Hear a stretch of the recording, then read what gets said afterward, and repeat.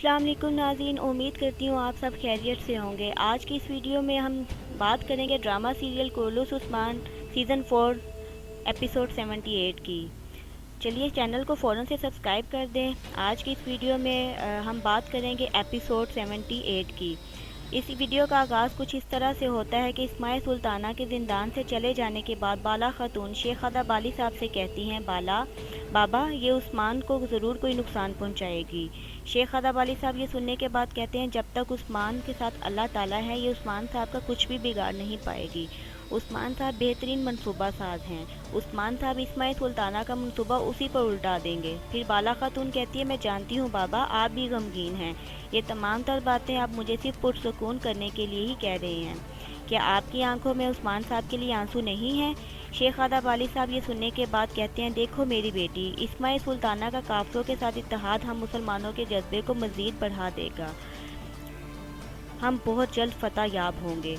दूसरी तरफ इस्माइल सुल्ताना किले के अंदर ओलोफ से मुलाकात करती हैं और कहती हैं, देखो ओलोफ, मैंने तुम्हें क्यों बुलाया, आओ उस्मान को देखते हैं।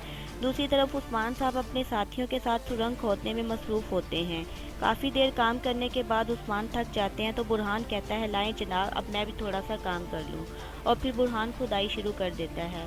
इधर दूसरी तरफ इस्माइल सुल्ताना एक पानी के कप की तरफ देख रही होती है तो ओलोफ उनसे पूछता है, ये क्या है? सुल्ताना मुस्कुराते हुए कहती है, चूहा जाल की जानिब बढ़ रहा है और इस चूहे के लिए ये इस कदर सख्त जाल होगा कि ये चूहा बाकी चूहों के लिए इबरत का निशान होगा। इधर उस्मान साहब भी दोबारा से बुरहान के साथ खुदाई शुरू कर देते हैं। कुछ देर खुदाई करने के बाद उस्मान साहब कहते हैं, सुरंग नमूदार हो गई है, मुझे मशल दो, मैं देखता हूँ। फिर उस्मान साहब मशल पकड़ लेते हैं। शामिल की बताई गई जगह पर चलते हैं। चलो मेरे भाइयों, हिम्मत करो, आगे बढ़ो। इधर दूसरी तरफ इस्माइल सुल्ताना कहती है, इसका मतलब है उस्मान आ रहा है। ये सुनने के बाद ओलोफ खुश हो जाता है और कहता है, मुझे इंतकाम का मौका फराहम करने के लिए बहुत बहुत शुक्रिया। वालदा सुल्ताना फरीक से भी कहती है कि उस्मान को बिल्कुल भी उम्मीद नहीं होगी वो यहाँ पर आकर ओलोफ को अपने सामने पाएगा। सुल्ताना ये तमाम तर बातें सुनने के बाद तन कहती है, वो ओलोफ जिसने अपने हाथों से तमाम किले सौंप दिए, अब इसको ठीक करने का वक्त आ गया है। ये तो तुम्हारा बदला है। ओलोफ इस पर कहता है, उस्मान ने जो कुछ भी हमारे साथ किया हम उससे तमाम चीज़ों का बदला लेंगे। वालदा सुल्ताना कहती है, तो फिर अपनी महारत दिखाओ, उस्मान यहाँ पर आने के लिए तड़प रहा होगा।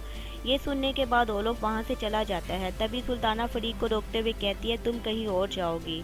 इधर उस्मान साहब अपने साथियों के साथ मुसलसल आगे बढ़ रहे होते हैं। तभी सुरंग के सामने एक दीवार आ जाती है। ये देखने के बाद उस्मान साहब अल्लाह ताला का नाम लेते हुए हथौड़े से उस दीवार को तोड़ने लग जाते हैं और फिर शामिल से कहते हैं, शाबाश मेरे भाई, जैसा कि तुमने कहा था रास्ता दीवार के पीछे है वैसा ही हुआ, तुम सही रास्ता बता रहे थे। इसके बाद उस्मान साहब दीवार को तोड़कर आगे बढ़ते हैं और अपने साथियों से कहते हैं, आगे बढ़ो मेरे भाइयों।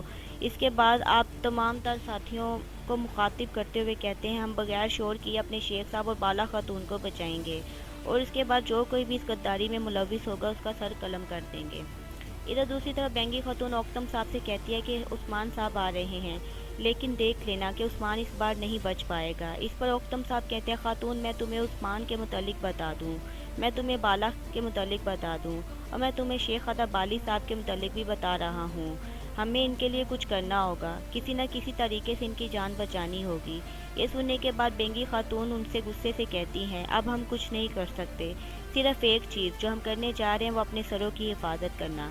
हम इस्माइल सुल्ताना की बातों की तरदीद बिल्कुल भी नहीं कर सकते। वो उस्मान साहब जैसी नहीं है, वो एक बहुत बड़ी शैतान है। ओक्तम साहब इस पर गुस्से से कहते हैं, किला इन सब के लिए मिज़ार होगा बेंगी खातून। ये कहने के बाद ओक्तम साहब वहाँ से जाने लगते हैं तो बेंगी खातून उन्हें रोकते हुए कहती है, अगर आप अपने बारे में नहीं सोच रहे तो अपनी बेटी के बारे में ही सोचें। अगर हम किसी भी किस्म की कोई गलती करते हैं तो हमें इसका अदाला अपनी बेटी की जान देकर करना होगा। मैं जानती हूँ जो कुछ भी हो रहा है गलत हो रहा है, मैं भी इस पर बहुत दुखी हूँ, हम कुछ भी नहीं कर सकते। इधर दूसरी तरफ उस्मान साहब किले के अंदर दाखिल होते हैं और अपनी तलवार म्यान से निकालते हैं। तभी उनके सामने कुछ सल्जूकी सिपाही आ जाते हैं तो उस्मान साहब और उनके साथी एक ही पलक चपकने में उन्हें गिरा देते हैं। इसके बाद उस्मान साहब अपने साथियों से कहते हैं, सल्जूकी सिपाही इस सिमत से आ रहे हैं। जे कुताई इस पर कहता है, आप फिक्र मत करें जनाब, हम इंशाल्लाह अपना काम कर लेंगे। और इनके साथ उस्मान साहब की नज़र बाला खातून पर पड़ती है। वो बहुत खुश हो जाते हैं। बाला खातून परेशान होते हुए कहती है, आप यहाँ पर क्यों आए हैं उस्मान साहब, आप यहाँ से चले जाएं। عثمان صاحب اس بات پہ حیران ہو جاتے ہیں۔ اسی دوران اسماء سلطانہ بالا کے پیچھے سے آ رہی ہوتی ہے اور اپنا خنجر نکال کر کہتی ہے خوش آمدید عثمان، اور ایک آواز اسے سنائی دیتی ہے جو کہ اولوف کی ہوتی ہے۔ اولوف نے شہزادہ والی صاحب کی گردن پر خنجر رکھا ہوتا ہے اور کہتا ہے آؤ عثمان، میں تمہارا ہی منتظر تھا۔ اور عثمان صاحب کہتے ہیں اور موت تمہاری منتظر ہے۔ اس پر اولوف کہتا ہے اب ہم عثمان سے زیادہ بدتر ہیں۔ عثمان صاحب غصے سے زندان کے لوہے کو پکڑ کر بولتے ہیں تم نہیں جانتے کم تعداد کا لشکر کبھی کبھی بڑی تعداد کے لشکر پر بھاری ہوتا ہے، میں تمہیں بہت برے طریقے سے شکست دوں گا۔ اولوف تم اس بارے میں تصور بھی نہیں کر سکتے۔ اسی دوران پیچھے سے اسماء سلطانہ آواز لگا کر کہتی ہے عثمان، کیا تم نے کبھی یہ تصور کیا تھا تمہارے اعمال کا اتنی جلدی تمہیں سبق مل جائے گا؟ یہ کہنے کے بعد وہ اپنا خنجر بالا خاتون کے گلے کے مزید قریب کر دیتی ہے تو عثمان صاحب غصے سے کہتے ہیں جرات بھی مت کرنا۔ اسماء سلطانہ کہتی ہے سلطان مسعود کو ہمارے حوالے کر دو اور انہیں لے جاؤ۔ یہ سننے کے بعد عثمان غصے سے کہتے ہیں میں تمہارا سر قلم کر دوں گا۔ اسماء سلطانہ تم میری بالا کو کسی بھی قسم کا نقصان پہنچانے کی ہمت نہ کرنا۔ عثمان صاحب غصے سے کہتے ہیں جرات بھی مت کرنا۔ اسماء سلطانہ کہتی ہے سلطان مسعود کو ہمارے حوالے کر دو اور انہیں لے جاؤ۔ یہ سننے کے بعد عثمان صاحب غصے سے کہتے ہیں تمہارا سر قلم کر دوں گا۔ اسماء سلطانہ تم میری بالا کو کسی بھی قسم کا نقصان پہنچانے کی ہمت نہ کرنا۔ اسماء سلطانہ یہ سننے کے بعد کہتی ہے یہ میں تمہیں آخری موقع دے رہی ہوں، اگر تم سلطان مسعود کو میرے حوالے نہیں کرتے تو پھر بالا خاتون کا گلا کاٹ دوں گی۔ یہ سننے کے بعد بالا خاتون کہتی ہے ہم اپنی جانیں قربان کرنے کے لیے تیار ہیں عثمان صاحب، انشاءاللہ آپ کے خواب ضرور حقیقت میں بدلیں گے میرے عثمان۔ اس کے بعد بالا خاتون کہتی ہے آپ اپنی اولاد کی خاطر یہاں سے چلے جائیں۔ عثمان صاحب کہتے ہیں میں کہیں بھی نہیں جاؤں گا۔ بالا خاتون کہتی ہیں وہ آپ کی ایمانداری ہے، خدا کے لیے یہاں سے چلے جائیں۔ برہان بھی اس پر کہتا ہے مزید سپاہی آ رہے ہیں جناب، ہمیں جلدی یہاں سے جانا ہوگا۔ ادھر دوسری طرف بیندر حسین سے کہتا ہے تمہیں عورتوں کی طرح کیا دیکھ رہے ہو؟ عثمان صاحب دروازے پر پہنچنے والے ہیں، ہماری آدھی جانوں کو تو والدہ سلطان کا خطرہ ہے اور باقی کی آدھی جان کو عثمان کی طرف سے، تم اس طرح ادھر ادھر گھومتے ہو، تیار رہو حسین اور مجھے ناراض مت کرنا۔ حسین جواباً کہتا ہے میں پوری طرح سے تیار ہوں، میں یہ دیکھ رہا ہوں آیا اس جگہ کو دوسری جگہ سے جوڑنے کا کوئی راستہ ہے یا کافروں نے تمام سرنگیں قلعوں میں ڈالی نہیں تھی؟ بے اندر یہ سننے کے بعد مسکراتے ہوئے کہتا ہے چڑیا کی دماغ کے مالک حسین، وہ فرض کرتا ہے ایک سرنگ ہے اور یہ بھی ہمارے کمرے میں ہے، والدہ سلطان اور عثمان دونوں سے خطرہ ہے، کیا ایسا ممکن ہوتا ہے یہ تکلیف ختم ہو جائے؟ چلو حسین اب ہمیں یہاں سے چلنا ہوگا۔ یہ کہنے کے بعد وہ جیسے ہی یہاں سے جانے لگتے ہیں فریق کمرے میں داخل ہوتی ہے اور بے اندر سے آ کر کہتی ہے کہاں پہ جاؤ گے بے اندر؟ یہ سننے کے بعد بے اندر جواباً کہتا ہے تمہیں اس سے کیا لینا دینا، تم کیا چاہتی ہو فریق، تم کیا چاہتی ہو؟ میں تم سے پوچھ رہی ہوں تم سلطانہ کے وفادار ہو یا پھر سونے کے؟ بے اندر اس پر کہتا ہے تم کچھ بھی کہنا چاہتی ہو صاف صاف کہو، اور بے اندر غصے سے آگے بڑھتا ہے۔ اسی دوران فریق اپنا خنجر اس کی گردن پر رکھ دیتی ہے۔ یہ دیکھنے کے بعد حسین جیسے ہی اپنی تلوار نکالنے لگتا ہے تو فریق اس سے کہتی ہے خبردار، وہ سونا جو تم نے اولوف سے چرایا اور معاہدے کے ذریعے لیا تم سمجھتے ہو وہ والدہ سلطانوں کی اس کی خبر نہیں، میں جانتی ہوں تم جیسے انسان سونے کے لیے کچھ بھی بیچ سکتے ہیں۔